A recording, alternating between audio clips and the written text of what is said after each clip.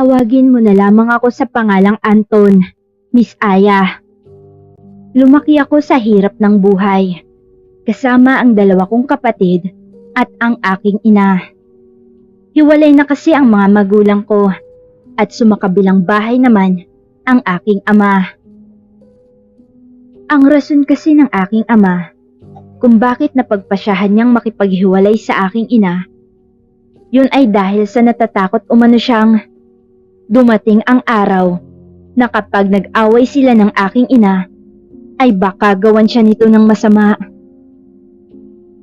Sa madaling salita, ay natatakot ang aking amang baka barangin umano siya ng aking ina.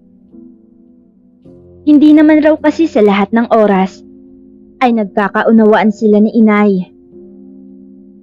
Matapos ngang umalis ang aking ama't lumipas ang ilang linggo, ay nabalitaan ko na lamang na may kinakasama na palang iba ang aking ama. Doon ko na nga naisip na ginawang dahilan lang pala ng aking ama ang pagiging mambabarang ng aking ina para hiwalayan ito. Dahil ang totoo ay matagal na palang niloloko ng aking ama ang aking ina. Noon ngang magbinata ako, ay namasukan ako bilang kargador sa isang bayan. Alas 7 na ng umaga ang pasok ko at alas 6 naman ng hapon ang labas ko sa trabaho. Wala namang kakaibang nangyari sa trabaho ko, Miss Aya. Mabait naman ang mga amo ko at magandang magpasahod. Maliban na lamang sa isa sa mga kasamahan kong itago na lamang natin sa pangalang Digoy. Itong si Digoy, Miss Aya, ay may pagkabalasubas talaga ang kanyang bibig. Matalim rin ito kung magsalita at walang pakialam kahit na nakakapanakit na ng damdamin. Mahilig din itong mag-inom at sa tuwing pumapasok nga ay masasamyo mo ang amoy ng alak. Kaya palagi siyang nasisita ng amo kong lalaki. Isang araw nga noon, kasalukuyang pinapagalitan ng amo kong lalaki si Digoy. Papaano ba naman kasi, Miss Aya? Lasing at lulugo-lugo na namang pumasok si Digoy. Ikaw, Digoy, kung ganyan ka man lang palagi tuwing papasok sa trabaho, mas mainam pang huwag ka na lang pumasok. Kesa naman pinipirwisyo mo ako tuwing pumapasok ka. Palagi ka na lamang lasing at wala sa wisyo kong magtrabaho. Napipirwisyo na ako dito at hindi ka na nakakatulong. Galit na wika ng amo naming lalaki. Dagdag pang wika ng amo namin, bakit hindi raw ako gayahin ni Digoy? Nakatuon lamang sa trabaho ang atensyon at hindi sa kung ano-anong kalokohan. Hindi naman ako nalilate ng pasok sa trabaho at palagi talaga akong alerto. Siyempre, natatakot din akong mapagalitan ako. Lumapit naman sa kinaroroonan ko ang katrabaho kong si Amboy at binulungan ako nitong, "Ay, naku naman, araw-araw na lang napapagalitan niyang si Digoy. Paano ba naman? Hindi na natututo sa buhay. Palagi na lamang pumapasok ng lasing." "Huwag kang maingay at baka mamaya'y marinig ka pa nun. Mayayari na naman tayo." Saway ko sa kanya dahil baka marinig kami ni Digoy. Ang nasa isipan ko noon, Miss Aya, ako na naman ang ikukumpara ng amo kong lalaki. Kaya't paniguradong labis-labis na naman ang galit na mararamdaman ni Digoy sa akin. Dahil iniisip nitong bida-bida na naman ako. Sakto ngang pagkatingin ko kay Digoy, ay nakita kong nakatingin rin ito sa amin ni Amboy at masama ang pagkakatitig. Paktay, yari na naman tayo. Sambit ko sa sarili. "Sos, dapat hindi ka matatakot dyan kay Digoy. Hindi porket ikaw ang pinakabata dito sa trabaho natin, basta-basta ka na lang papagalitan at ipapahiya ng Digoy niyan. Kung ako ginaganyan, binibegwasan ko ng lalaking yan. Sigundang wika ni Kuya Armando, ang isa sa mga katrabaho rin namin. Sumigunda namang magsalita si Amboy at nagsabing noon pa man talaga ay ganyan na ang ugali ni Digoy. Mahilig sa gulo at kung magsalita ay akala mo'y walang butot hindi nakakasakit ng damdamin. Subukan lang umano nitong pagsalitaan sila ng ganon dahil talagang hindi nila ito papalampasin. Hindi na lamang ako umimik sa usapan ng dalawa at pinagpatuloy ko na lamang ang ginagawa ko. Dahil sa totoo lang, Miss Aya, ng mga sandaling iyon ay natatakot na akong muling masigawan na naman ni Digoy. Baguhan pa lang kasi ako sa trabaho at ayokong magkaroon ng kaaway. Isa pa ay trabaho ang hanap ko at hindi gulo. Kung kaya't hanggat maaari ay pinipilit kong umiiwas sa gulo. Bago pa man nagsipagbalikan ng mga katrabaho ko sa kanya-kanyang gawain, ay tinapik-tapik ako ni Kuya Armando sa balikat at nagsabing sabihin ko lang raw sa kanya kapag muli na naman akong sinigaw-sigawan ni Digoy at pagsalitaan ng hindi maganda dahil siya ang haharap rito at bibigyan nito ng leksyon. Tanging pagtango na lamang ang naisagot ko sa kanila. Nang sa ganon ay tumigil na sila. Dumaan nga ang mga oras ay panay parinig si Digoy. Mamaya lang talaga. Maghintay ka lang at talagang bebegwasan kita. Ang kapal ng mukha mong pag-usapan ako habang pinapagalitan. Wika nito sabay nagmumura ng malutong. Hindi naman ako makaimik dahil alam ko namang ako ang pinaparinggan nito. Sa isip-isip ko noon, subukan lang talaga niyang saktan ako at may kalalagyan din siya. Kinahapunan nga, Miss Aya. Pasado 5:00 na nang maglakad ako pa uwi sa baryo namin. Noong nasa walang kabahayan na ako, ay ganun na lamang ang gulat ko nang biglang sumulpot mula sa talahiban sa gilid ng daanan ang lalaking si Digoy. Nanlilisik ang mga mata nitong tinitigan ako habang nakangising naglalakad papalapit sa akin.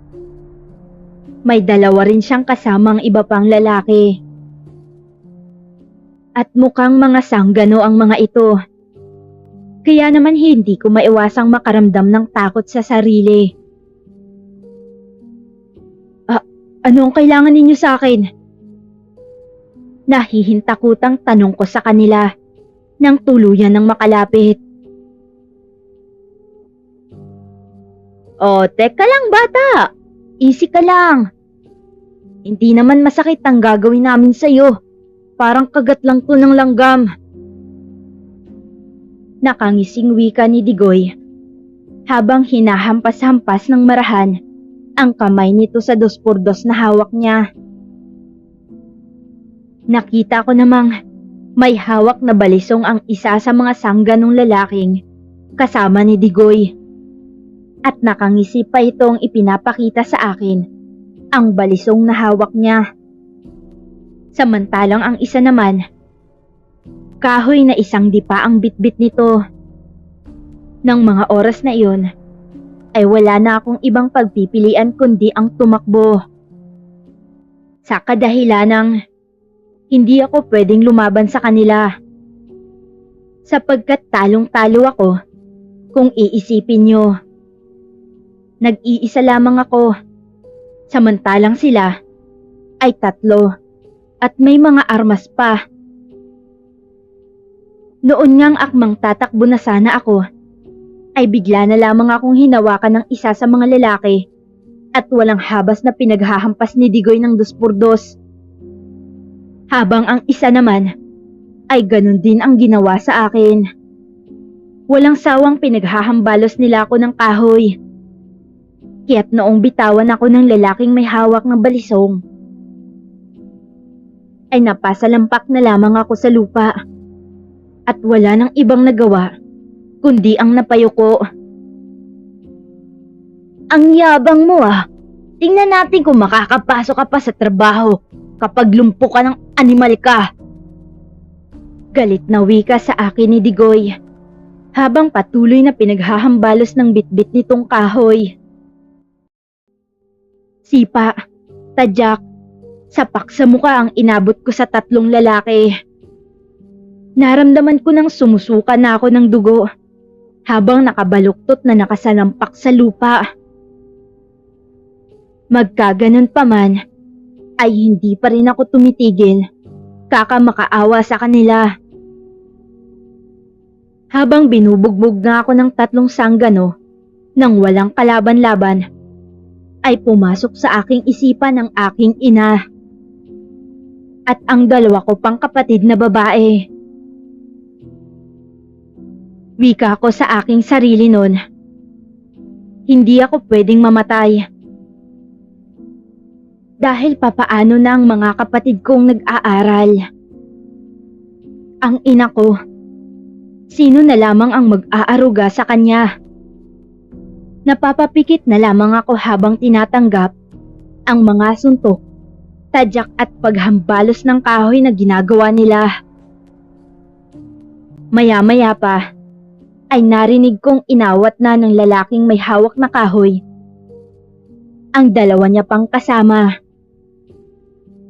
Tol, tigil na. Mukhang napuruhan ata natin ang lalaking yan.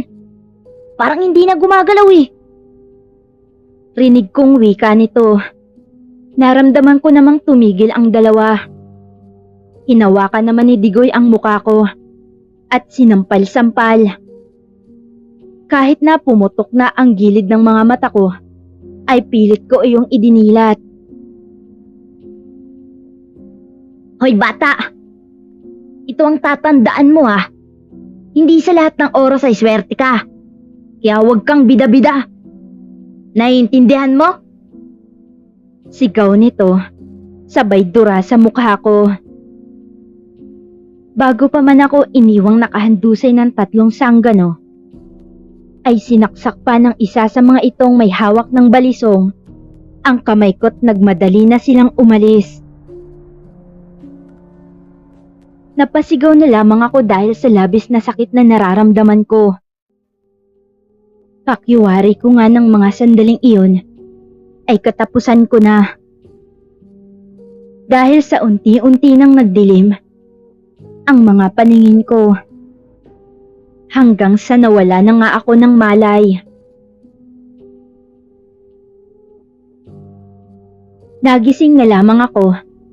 Nasa loob na ako ng isang pagamutan. Nabungaran kong umiiyak ang aking ina at mga kapatid. Nang makita nilang nagising ako, ay napayakap na lang sila sa akin. Matapos ang eksenang iyakan, ay sinabi ng aking inang mabuti na lamang at noong bandang 6:00 na ng hapon, ay napadaan si Mang Carlos kung saan ako binugbog. At doon nga ay nakita niya akong walang malay. Kaya naman agaran niya akong isinugod sa pagamutan. Bago ito umuwi, para ibalita sa pamilya ko ang nangyari. Huwag na po kayong mag-alala, Nay. Maayos na po ang kalagayan ko. Pilit nang ngiting wika ko sa aking ina. Pinunasan naman ng aking ina ang mga luha niyang sunod-sunod na pumapatak. At pagkatapos, ay tinanong niya ako kung sino ang salarin sa pambubugbog sa akin. Sinabi ko naman sa kanya kung sino. Nay, hayaan na po natin sila. Huwag niyo na pong ipabarangay. Ayoko madamay kayo ng mga kapatid ko. Pakiusap ko sa aking ina. Kung hindi niyo po kasi na itatanong Miss Aya, ang mga kasamahan ni Digoy nang tambangan nila ako ay ang mga tambay sa Karatig Baryo. Labas-pasok na ang mga ito sa kulungan, kung kaya't iniiwasan at kinakatakutan ang mga iyon. Dahil sa ang balita, ay nakapatay raw ng tao ang isa sa mga iyon. Subalit nakalaya lamang sa kulungan dahil walang nakakapagpatunay. Nakita ko namang tiimbagang na nagsalita ang aking inang, huwag umano akong mag-alala dahil hinding-hindi niya papalagpasin ang mga pananakit na ginawa ng 3 sanggano sa akin. Sinabi ko naman sa kanyang huwag na siyang magreklamo pa sa barangay dahil baka mamaya ay sila naman ang balikan, lalo na kapag wala ako. Sino na lang ang makakatulong sa kanila, hindi ba?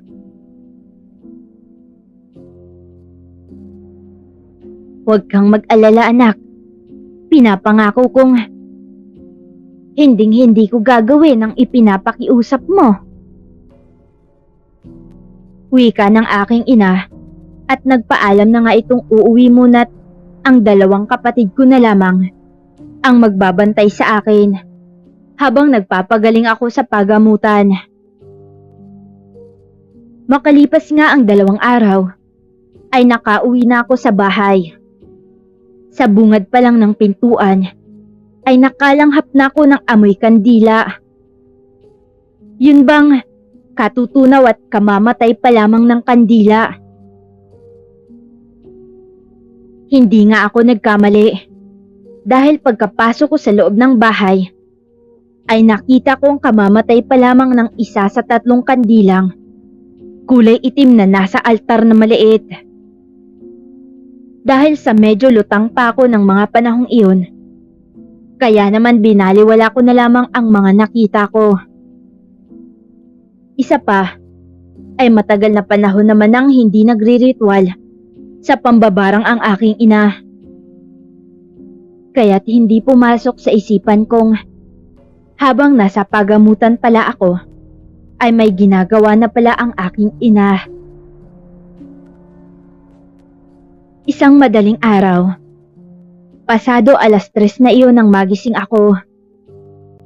Dahil sa may naririnig akong humihikbi. Iyak iyon ng isang babaeng pinipilit na walang makarinig sa kanya. Yun bang umiiyak ka? Tapos pilit mong pinipigilan ang sarili. Ngunit may mga paghikbi pa rin na lumalabas.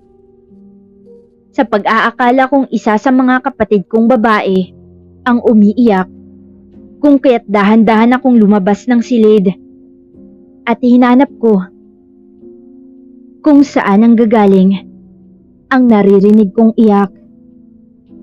Napagtanto kong nasa loob iyon ng silid ng aking ina.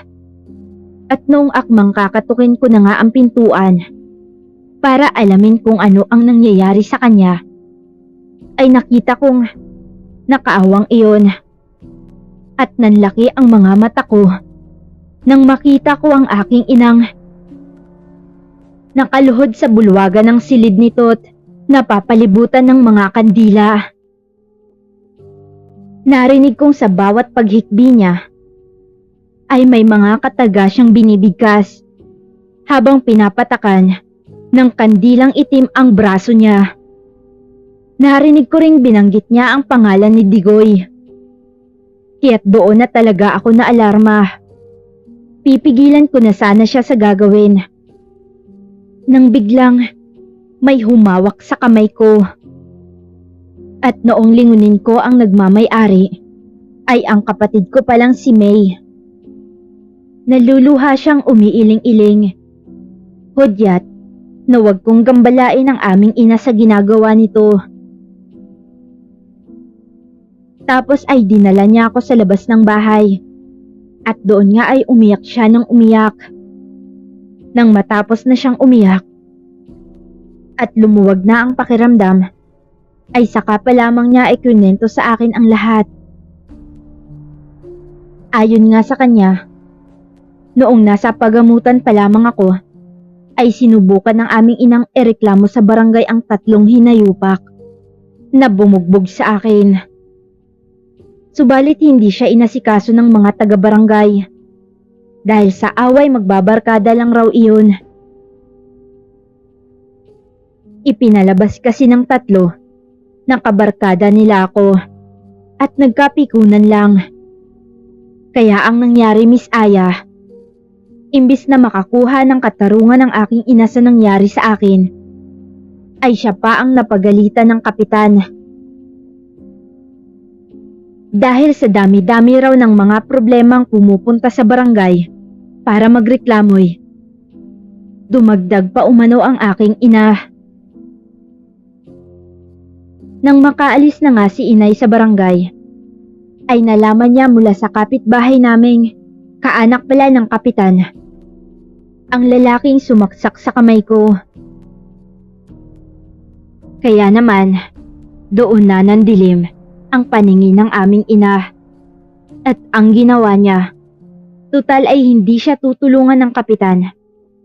Para sa hustisyang nangyari sa akin, mas mainam pang siya na lamang ang gagawa ng paraan. Ang mas ikinagulat ko pa ay ang sabihin sa akin ng kapatid kong patay na ang lalaking sumaksak sa akin. At ang dalawa ay naghihingalo na. Napaiyak na lamang ako sa isiping iyon, sapagkat nang dahil sa akin ay muli na namang nakagawa ng masama ang aking ina. Kinabukasan nga, Miss Aya, ay sinabihan kaming magkakapatid ng aming inang magligpit na ng mga kagamitan namin. Ayon pa sa kanya, ay luluwas kami ng Maynila. Pupunta kami sa kapatid niya at doon na maninirahan.